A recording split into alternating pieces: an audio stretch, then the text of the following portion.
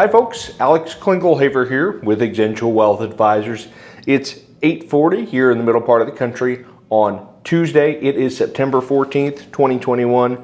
Here's your morning jog around the economic headlines of the world. First and foremost, in CPI data land, CPI is finally falling.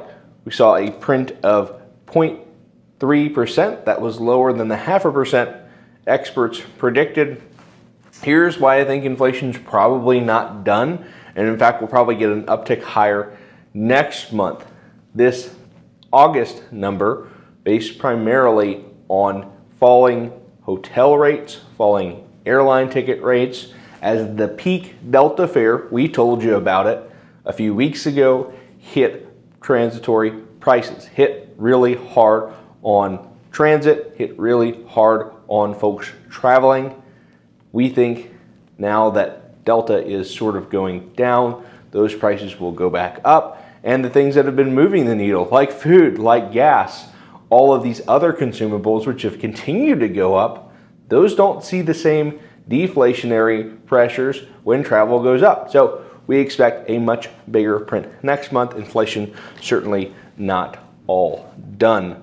Kroger says it's really hard to hire workers. They're searching for 20,000 new employees to help fill their grocery stores.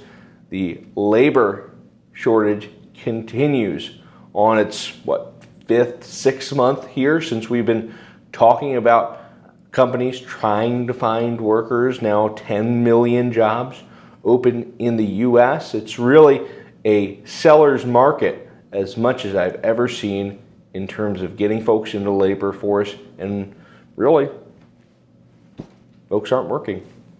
There's just no two ways about it. We're not seeing mass reentry into the labor force. Folks are just really taking reduced hours. The pay seems to be good enough to continue on, and it'll be interesting to see if wages continue to march higher. Amazon now really has a base pay of $18 an hour.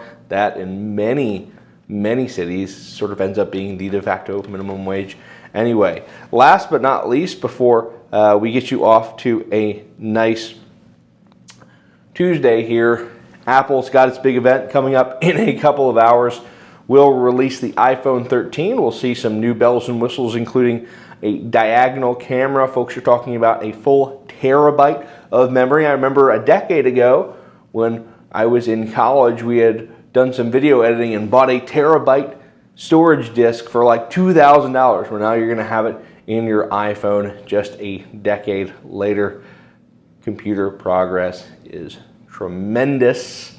Also, we're looking for a new watch, perhaps some new AirPods.